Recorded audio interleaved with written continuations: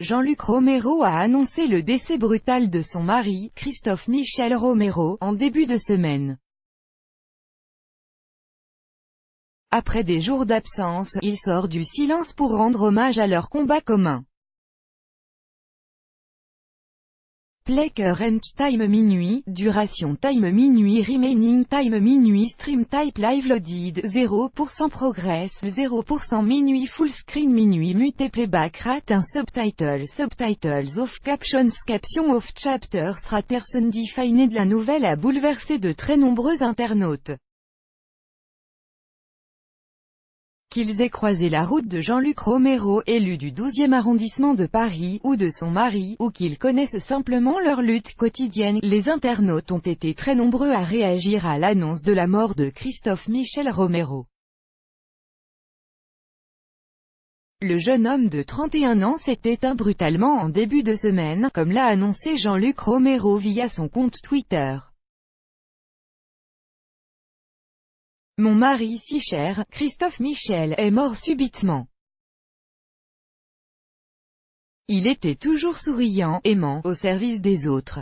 Une beauté intérieure aussi forte que sa beauté extérieure. Je suis inconsolable. Merci de respecter notre deuil et de penser fort à cet ange qui rejoint sa maman, avait-il écrit. Se sont également exprimés pour apporter tout leur soutien à Jean-Luc Romero dans cette difficile épreuve.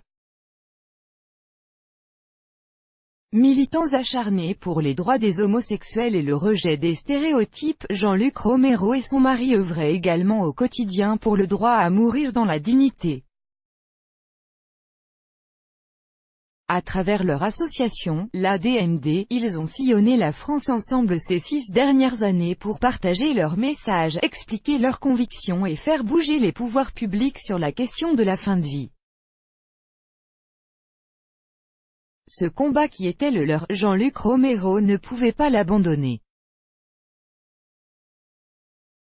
Alors qu'il traverse une terrible épreuve, l'élu de Paris a toutefois tenu ses engagements internationaux, comme l'aurait voulu son mari.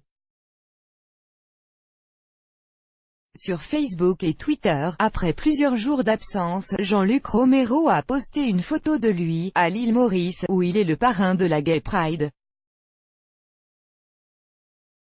Mon époux Christophe Michel Romero a voulu que j'accepte de parrainer la Pride de l'océan Indien qui se bat pour la dépénalisation de l'homosexualité. Il avait organisé totalement ce déplacement, je tiens donc cet engagement en la mémoire de nos combats communs et pour l'Île-de-France qui me mandate, a-t-il écrit. Avant d'ajouter toute sa peine à continuer la lutte seul. Croyez-moi, c'est dur et violent de continuer en pensant qu'il ne sera plus jamais